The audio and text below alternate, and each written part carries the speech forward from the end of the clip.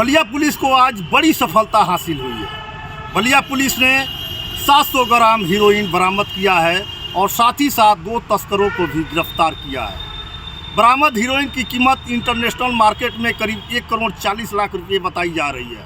वहीं इस मामले की जानकारी देते हुए पुलिस अधीक्षक ओमवीर सिंह ने बताया कि 700 ग्राम हीरोइन जो है पकड़ी गई है, जिसकी कीमत करीब 1 करोड़ 40 लाख रुपये है।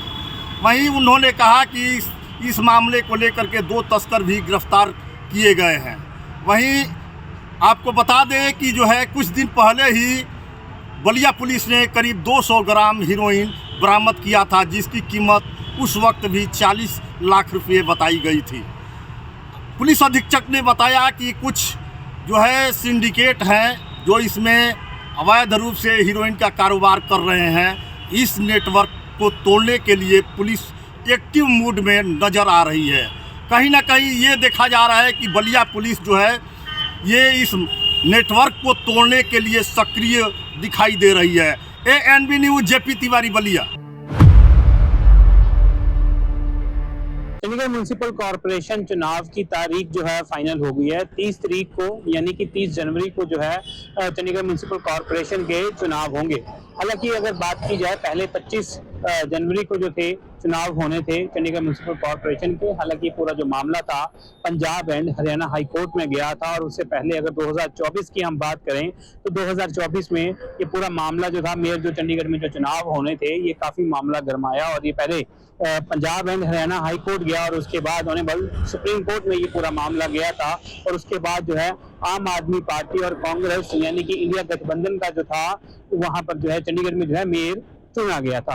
पिछले 1 साल से जो है चंडीगढ़ के अंदर जो है इंडिया गठबंधन का जो है मेयर है। और अगर इस बार की बात की जाए तो इस बार भी चाहे भारतीय जनता पार्टी की बात की जाए चाहे आम आदमी पार्टी की बात की जाए तो अपने दिग्गज जो उनके कार्यकर्ता हैं उन्हें मेयर पद के लिए, डिप्टी मेयर पद के लिए, सीनियर डिप्टी मेयर पद के लिए जो है उन्होंने जो है मैदान में उतार दिया है। हालांकि अगर कांग्रेस और आम आदमी पार्टी की बात करें तो वह इस बार जो है हाई कोर्ट का उन्होंने रुख दोबारा से किया था क्योंकि 25 जनवरी को जो थे चुनाव जो थे चंडीगढ़ में होने थे और साफ तौर पे दलील दी गई थी कि जब पूरा ये मामला जब कोर्ट में गया था उस अगर समय की बात की जाए तो अभी तक मेयर पद की जो टर्म है वो पूरी नहीं हुई थी। तो कल जो है बिल्कुल जो है साफ तौर पे कह दिया गया है। आज जो मौजूदा जो मेयर है उनका भी बयान सामने आ गया। उन्होंने साफ तौर पे कहा है कि आने वाली 30 जनवरी को जो है चंडीगढ़ के अंदर मेयर चुनाव होगा। चंडीगढ़ से कैमरा पर्सन मनदीप के साथ ANB न्यूज़ के लिए अमित सेठी की report. Yamuna express way toll कर्मियों की तरफ से किए गए दुर्व्यवहार और अभद्रता के विरोध में किसान संगठन भारतीय किसान यूनियन भानु ने प्रदर्शन किया। दरअसल भारतीय किसान यूनियन भानु के जिला सचिव यमुना एक्सप्रेस वे से होकर बाजना से मथुरा जा रहे थे, तभी माट टोल प्लाजा पर टोल कर्मियों ने भारतीय किसान भानु जिला सचिव की गाड़ी को मैसेज होने के बावजूद भी रोक लिया और उनसे दुर्व्यवहार करते हुए अभद्रता कर दी। वहीं दुर्व्यवहार और अभद्रता के विरोध में टोल कर्मियों के खिलाफ कार्रवाई की मांग करते हुए जोरदार नारेबाजी प्रदर्शन किया। बहरहाल टोल मैनेजर ने दोषी टोल कर्मियों के खिलाफ कार्रवाई करने का आश्वासन देने और अब भविष्य में ऐसा न किए जाने का भरोसा दिया है। ANB न्यूज़ मथुरा से संवाददाता वेद प्रकाश सारस्वत की रिपोर्ट। मंगलौर की राजनीति एक बार फिर करवट ली है। मंगलौर में नगर निकाय की तारीख जब से घोषित हुई है तब से ही उथल पुथल मची हुई है। सबसे पहले कांग्रेस प्रत्याशी चौधरी इस्लाम का पर्चा निरस्त हो गया था, जिससे कांग्रेस कार्यकर्ताओं में काफी मायूसी हो गई थी।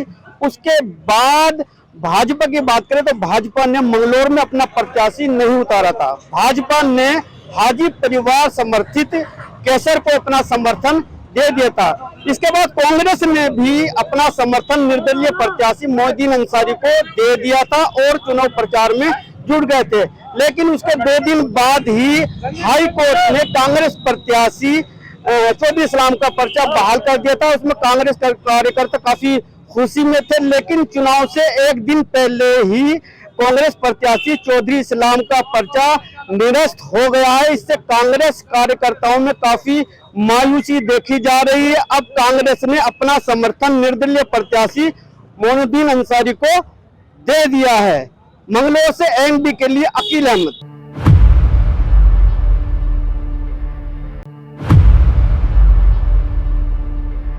इंडो नेपाल बॉर्डर पर तस्करी रुकने का नाम नहीं ले रही है।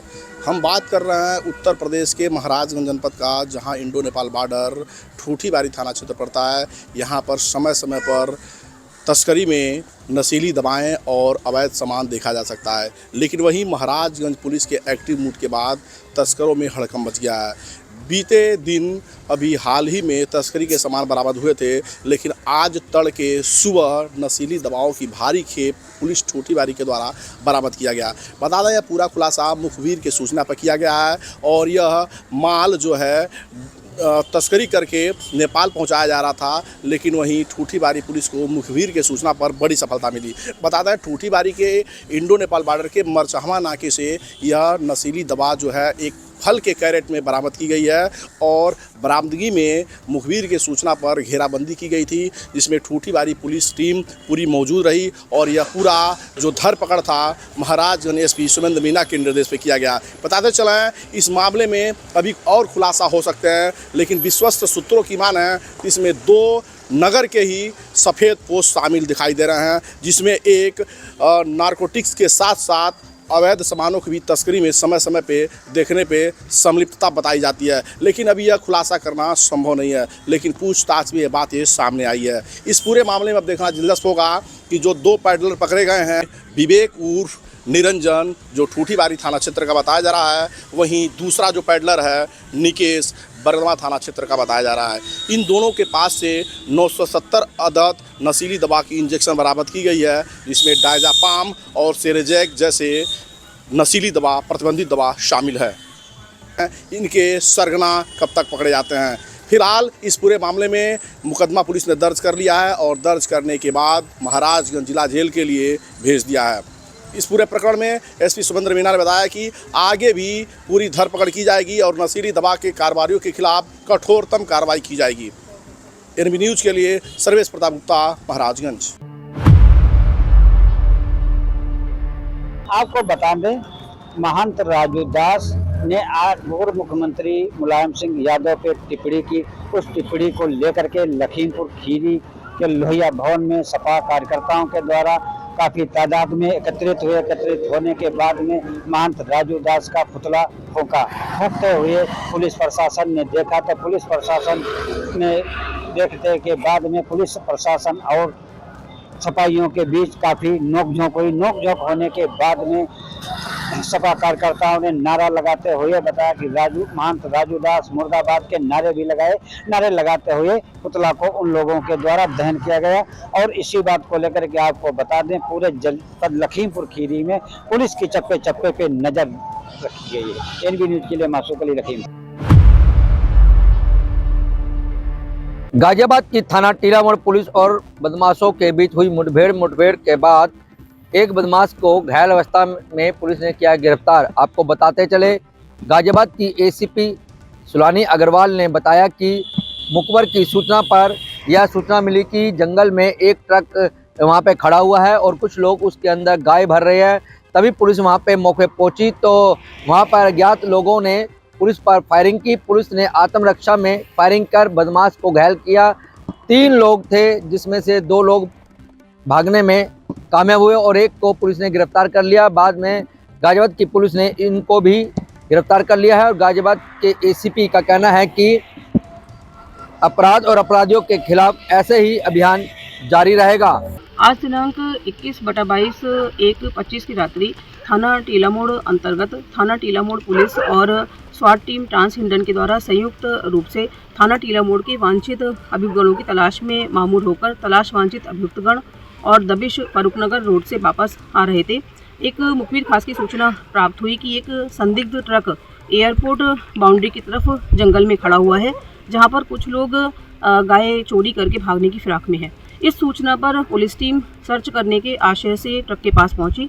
तो देखा 3-4 लोग गाय को जो जंगल में बैठी हुई हैं उनको बांधने का प्रयास कर रहे हैं। पुलिस टीम के द्वारा जब इनको रोकने टोकने का प्रयास किया तो बदमाशों के द्वारा सीधा पुलिस टीम पर जान से मारने की नीयत से फायर कर दिया गया। पुलिस के द्वारा आत्मरक्षार्थ जवाबी फायरिंग की गई। इसमें एक बदमाश घायल हो गया, 2 अन्य मौके से भागने में सफल रहे। पुलिस टीम के द्वारा इनका पीछा किया गया और इनको घेरकर पकड़ लिया गया। जब इनसे पूछताछ की गई तो घायल बदमाश के द्वारा अपना नाम परवेज सन ऑफ रफीकुद्दीन जो कि लिसाड़ी गेट मेरठ का रहने वाला है बताया। इसके द्वारा यह भी स्वीकार किया गया कि 20/21/12/24 की रात्रि पाका फार्म हाउस के पीछे गौवंश पशुओं का वध करने संबंधित घटना को इनके द्वारा अंजाम दिया गया था। दूसरे व्यक्ति के द्वारा अपना नाम मेहताब पुत्र कल्लू जो कि मेरठ का और तीसरे व्यक्ति के द्वारा शमशेर पुत्र पप्पू जो कि फतेहपुर का रहने वाला है बताया गया। घटना में प्रयुक्त गाड़ी के बारे में जब इनसे पूछताछ की गई तो उन्होंने बताया कि बरामद गाड़ी का प्रयोग गाय बैल जो जंगल में बैठे होते हैं उनको लादकर बाहर ले जाने में इसका प्रयोग करते हैं और अपनी पहचान छुपाने के लिए इन्होंने इसका नंबर प्लेट बदला हुआ है। घायल अभियुक्त को बेहतर इलाज के लिए 50 सैया हॉस्पिटल रवाना किया गया है। अग्रिम विधिक कार्रवाई की जा रही है। गाजियाबाद से कैमरा पर्सन राहुल के संग मैं परवीन अरोड़ा, एएनबी न्यूज गाजियाबाद। जनपद औरैया में एक नलकूप चालक को नलकूप पर धारदार हथियार से अज्ञात व्यक्तियों द्वारा घायल करने का मामला सामने आया है। जी हाँ, आपको बता दें, जनपद औरैया के अजीतमल कोतवाली अंतर्गत ग्राम फूलपुर में नलकूप पर लेटे व्यक्ति को अज्ञात व्यक्तियों द्वारा धारदार हथियार से घायल कर दिया गया। सुबह परिवारीजनों द्वारा जब युवक को फोन किया गया तो युवक का फोन रिसीव नहीं हुआ। जाकर जब परिजनों ने वहां देखा तो युवक गले में धारदार हथियार से घायल अवस्था में पड़ा था, जिसकी सूचना परिजनों ने पुलिस को दी। साथ ही परिजन घायल युवक को सामुदायिक स्वास्थ्य केंद्र अजीतमल ले गए, जहां पर प्रारंभिक उपचार के बाद डॉक्टरों ने घायल युवक को सैफई रेफर कर दिया। तो वहीं क्षेत्राधिकारी भरत पासवान ने बताया है कि युवक के परिजनों द्वारा तहरीर दिए जाने के बाद सुसंगत धाराओं में अभियोग पंजीकृत करते हुए अग्रिम विधिक कार्रवाई की जाएगी। 22/1/2025 को समय करीब 7 बजे सुबह थाना अजीतमल के अंतर्गत फूलपुर गांव से एक सूचना प्राप्त हुई कि एक व्यक्ति का कुछ लोगों ने गला काटने का प्रयास किया है, जिससे ये घायल हो गया है। इस सूचना पे तत्काल थाना हाजा की पुलिस मौके पे पहुंच गई। जो मजरूब है उसको परिवारीजनों द्वारा ही जरिए प्राइवेट वाहन CHC अजीतमल लाया गया। यहाँ पे डॉक्टर्स द्वारा उसका प्राथमिक उपचार करने के उपरांत उसे सैफई रेफर कर दिया गया है। डॉक्टर्स द्वारा उसकी हालत अभी सामान्य बताई गई है। परिवारीजनों द्वारा तहरीर दी जा रही है। तहरीर के आधार पर समुचीन धाराओं में अभियोग पंजीकृत करके अग्रिम विधिक कार्रवाई की जाएगी। मौके पर शांति व्यवस्था कायम है। ANB न्यूज के लिए अजित तिवारी, औरैया।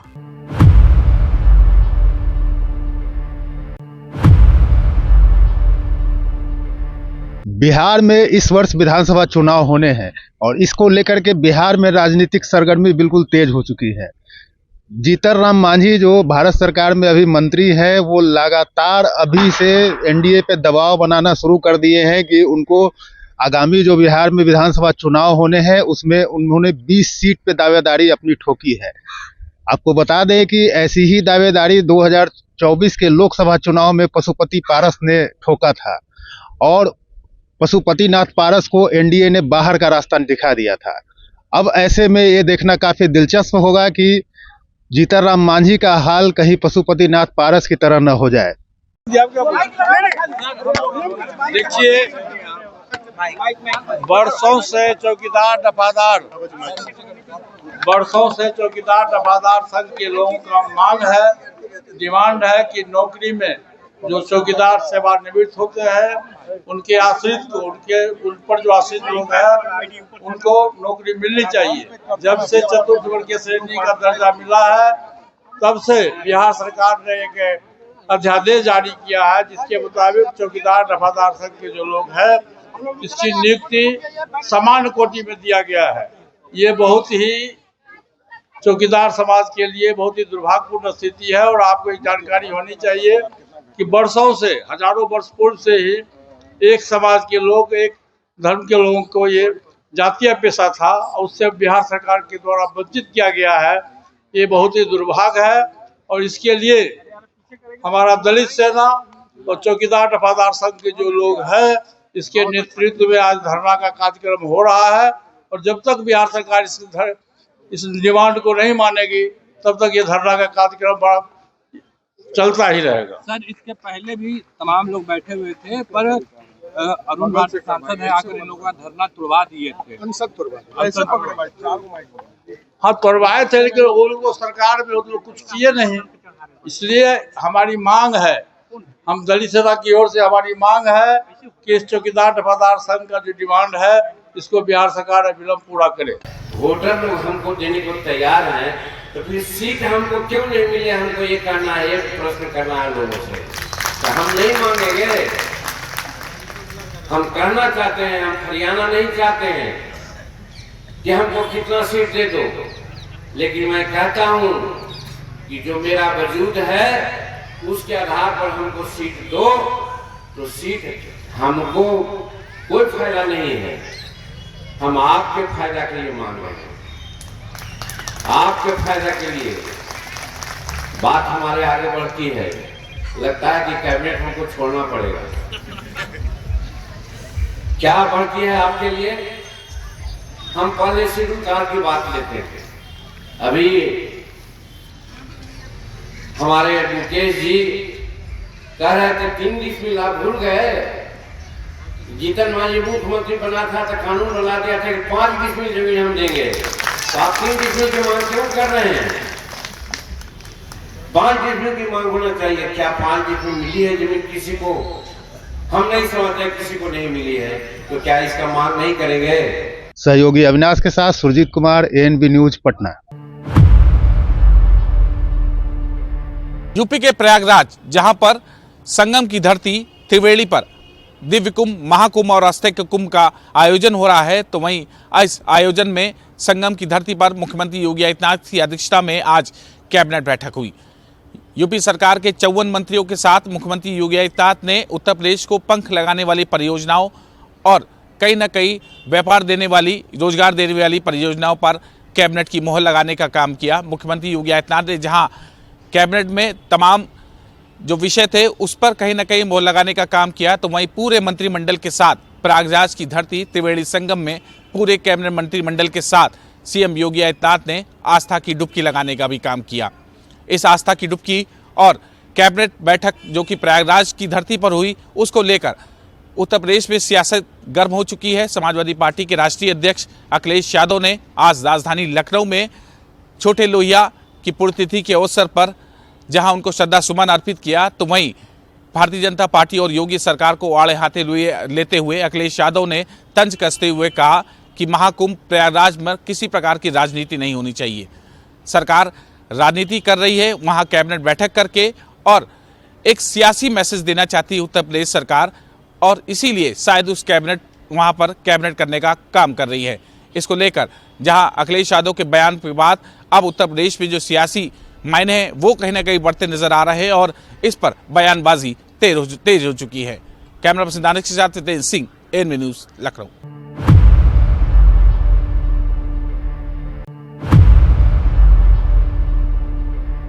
भारतीय पोस्ट ऑफिस को एक चिट्ठी भेजने और मंगवाने, संदेश मंगाने का जरिया माना जाता है।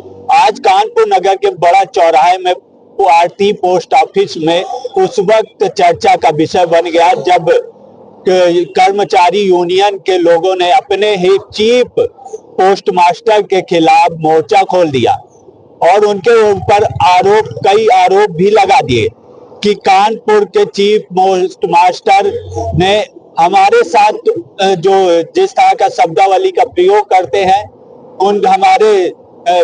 हमारे सम्मान के साथ खेलते हैं और उनको प्रताड़ित करने का जैसे आरोप लगा दिया। और सबसे बड़ी बात यह है कि उनको कर्मचारियों ने बंधक भी कमरे में बना लिया।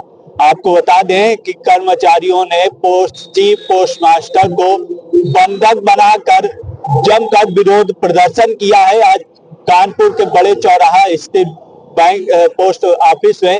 और वहीं जब दूसरी तरफ दास जी से बात हुई, जो chief post master Das ji हैं उनसे बात करने पर बताया उन्होंने कि हम तो पोस्ट ऑफिस को अपना मंदिर मानते हैं और यहाँ आकर सभी लोग अच्छे से काम करिए इसका वो करते हैं, और जिस तरह के ये लोग आरोप मेरे ऊपर लगा रहे हैं ऐसा तो कुछ नहीं है। और इन लोगों को उन्होंने एक बड़ी बात और दावा कर दिया है कि जिस केबिन में कई केबिनों में हमको दारू की, शराब की, मादक पदार्थ की बोतलें मिली हैं, और उन्होंने साफ ये दावा किया है कि ये हमारे यहाँ पर किसी भी प्रकार का कोई गलत काम नहीं होगा, क्योंकि जनता के टैक्स से ही हम लोगों की सैलरी मिलती है। और इस तरह की बातें कहते हुए कि ये भी बताया कि हम इस पोस्ट ऑफिस को अपना मंदिर मानते हैं। अब देखना है इस पूरे मामले में क्या होता है। कर्मचारियों का विरोध प्रदर्शन, उन्होंने ये साफ कहा है कि अगर ये ऐसा ही करेंगे तो हमारा विरोध प्रदर्शन जारी रहेगा। जवान divisional secretary all India union postman और एमटीएस हम लोग सीपीएम साहब से अपनी मांगों को मनवाने के लिए आज सब लोग इकट्ठा हुए हैं, क्योंकि इनका उत्पीड़न दिन पर दिन बढ़ता जा रहा है। कर्मचारियों में इस पर रोष है, वो किसी भी पद को किसी भी जगह पे समायोजित करके उससे कार्य लेना चाहते हैं। जिस तरह एमटीएस का काम पोस्टमैन से लिया जा रहा है, साइटिंग पोस्टमैन का काम पीए कैडर से लिया जा रहा है, जो कि ये नियम विरुद्ध है, लेकिन मनमाने तरीके से ये अपनी चलाते हैं। आदेश मांगो तो ये कहते हैं मौखिक आदेश है, डायरेक्ट आदेश। और तत्कालीन जो इस समय चीफ पोस्ट मास्टर आए हुए हैं, अभी 4 महीने से उन्होंने ज्वाइन किया कार्यकाल। जब से उन्होंने ज्वाइन किया है सभी कर्मचारियों को खिलौने की भांति इधर उधर घुमाना, 2 दिन 3 दिन के अंदर ट्रांसफर पोस्टिंग करना, कोई भी मेडिकल बिल न पास करना, किसी भी तरह के मेडिकल एडवांस न करना, जिस कारण से एक हमारे कर्मचारी की दुखद देहांत भी हो गया। उसके कारण सभी कर्मचारी और सभी कर्मचारियों को ब्रांच में जाकर बहुत गिरे हुए शब्दों से उनको बेइज्जत करना, सभी के सामने, यहाँ तक कि अधिकारियों को भी बेइज्जत करना, कानपुर वाले कुत्ते हैं ऐसे शब्दों का उपयोग करना। इसी कारण से सभी कर्मचारी हमारे प्रताड़ित होकर आज स्वतः अपने आप आए, अपने आप बाहर आ गए, जिस कारण से अब कर्मचारी मांग कर रहे हैं कि हमारे अधिकारी सीपीएम साहब स्वयं सबके सामने आकर अपनी बात को रख दें। हम लोग शांतिपूर्वक अपने काम में लौट जाएंगे। हम लोग कर्मचारी हैं और कर्मचारियों के लिए, सम्मान के लिए हमारा सम्मान, इज्जत सबसे पहले बहुत जरूरी है। वो नहीं आएंगे, हमारे उच्चाधिकारी हैं, हम उच्चाधिकारियों से बात करेंगे और हमारी चूंकि लिखा पढ़ी प्रदेश लेवल तक हो चुकी है, इस बात को हम प्रदेश लेवल तक ले जाएंगे। अपने जो भी हमारे चीफ पोस्ट मास्टर हैं, हमारे यहाँ डायरेक्टर बैठे हैं, डॉक्टर सर बैठे हुए हैं, हमारे पोस्ट मास्टर जनरल सर हैं, हमारे पास कई चैनल हैं, हम उन सभी अधिकारियों से अपना गुहार लगाएंगे अपने सम्मान के लिए, अपने कार्य व्यवहार को सुधार करने के लिए। आज चीफ पोस्ट मास्टर कानपुर का घेराव किया जा रहा है, जब तक वो आके हमारी मांगे मान नहीं लेते। मैं शैलेंद्र दीक्षित, कानपुर नगर से एएनबी न्यूज के लिए वीडियो जर्नलिस्ट नवीन चंद्र साह, सत्यम गोस्वामी, एएनबी न्यूज।